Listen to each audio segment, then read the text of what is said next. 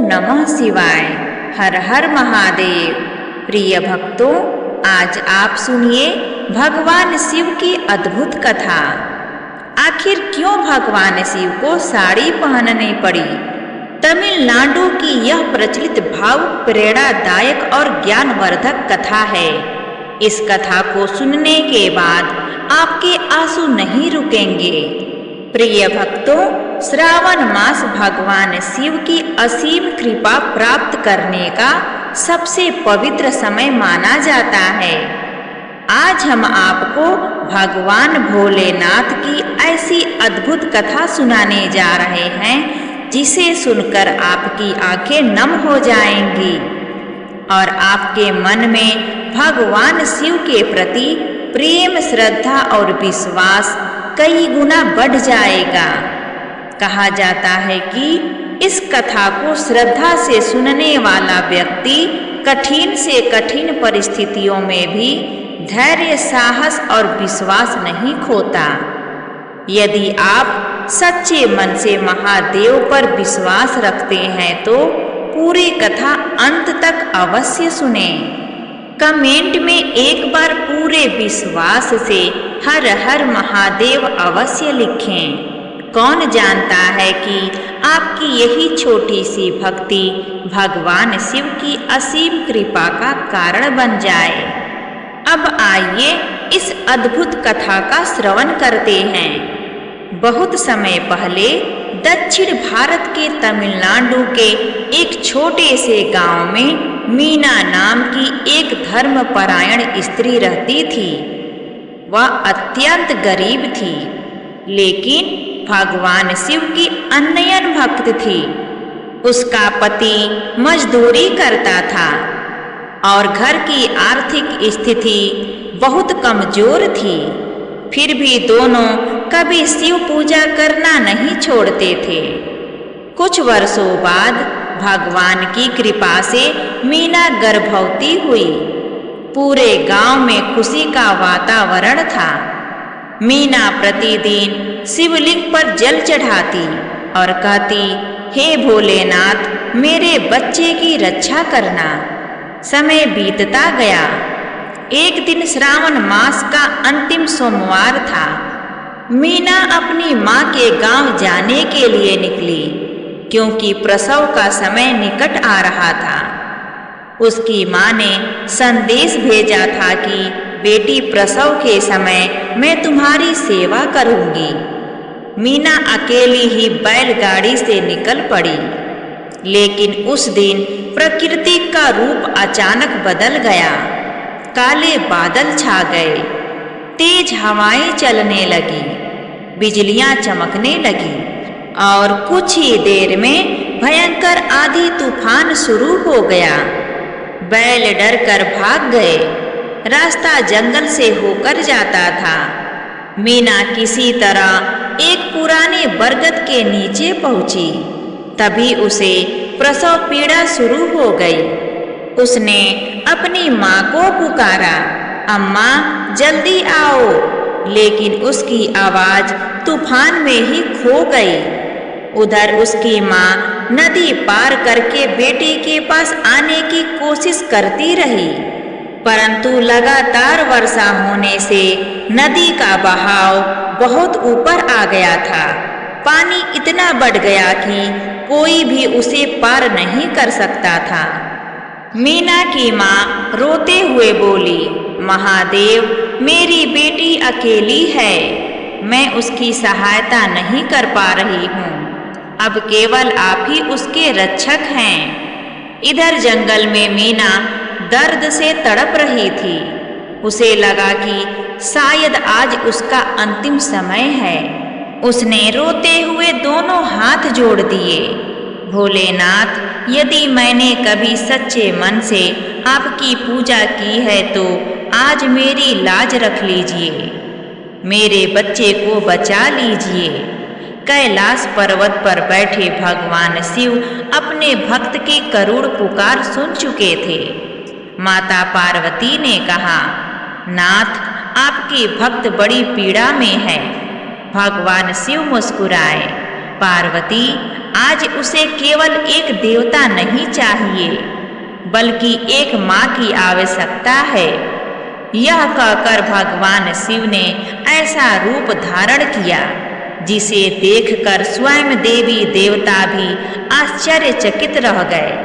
उन्होंने एक साधारण ग्रामीण स्त्री का रूप धारण किया। उन्होंने सुंदर साड़ी पहनी, माथे पर बड़ी लाल बिंदी लगाई, नाक में नथ, हाथों में चूड़ियां और कंधे पर कपड़े की पोटली लेकर वे एक अनुभवी दाई माँ के रूप में पृथ्वी पर उतर आए।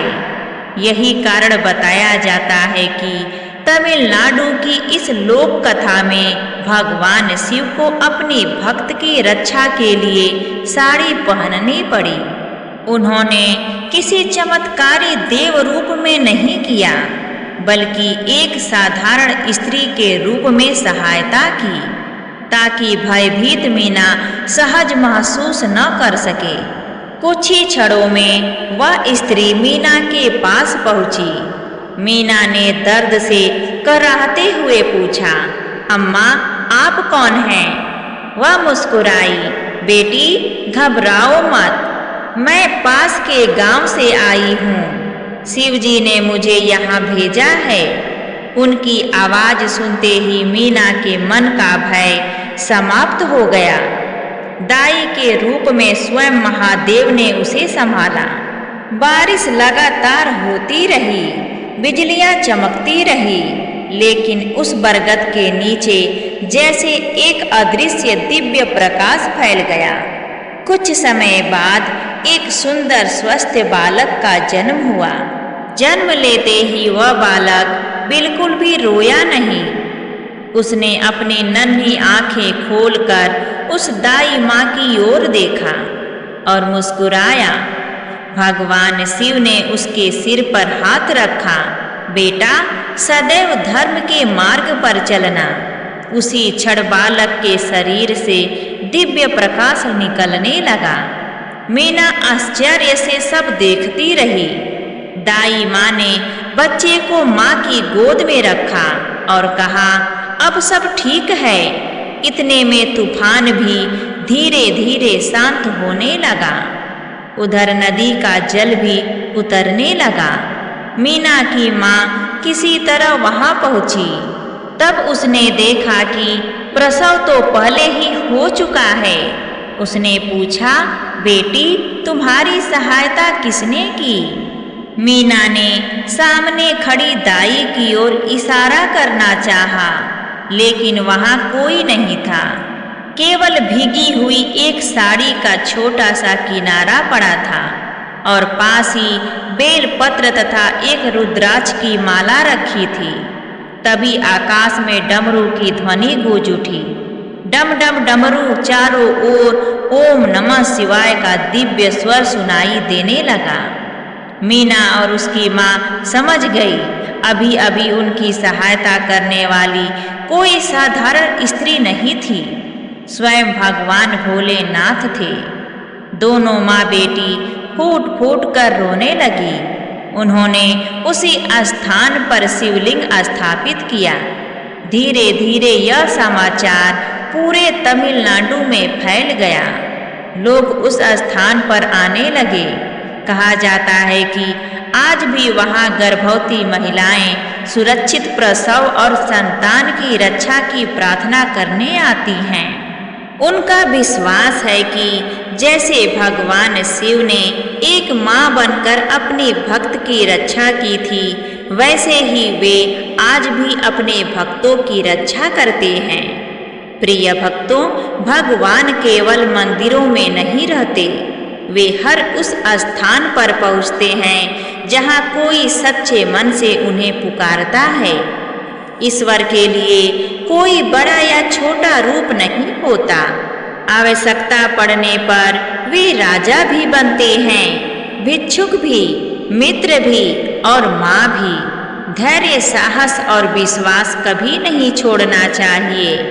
जब सभी रास्ते बंद हो जाते हैं, तब भगवान नया रास्ता बना देते हैं। सच्ची भक्ति का अर्थ केवल पूजा करना नहीं होता, बल्कि हर परिस्थिति में ईश्वर का विश्वास बनाए रखना चाहिए।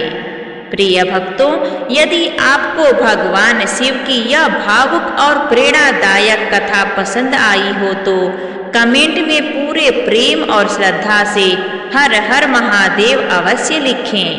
भगवान भोलेनाथ आप और आपके परिवार को सुख शांति, उत्तम स्वास्थ्य और समृद्धि प्रदान करें। और यदि आप ऐसी ही दुर्लभ, ज्ञानवर्धक और भक्ति से भरपूर कथाएं नियमित सुनना चाहते हैं तो हमारे चैनल को सब्सक्राइब करना न भूलें। प्रेम से बोलिए हर हर महादेव। ओम नमः शिवाय।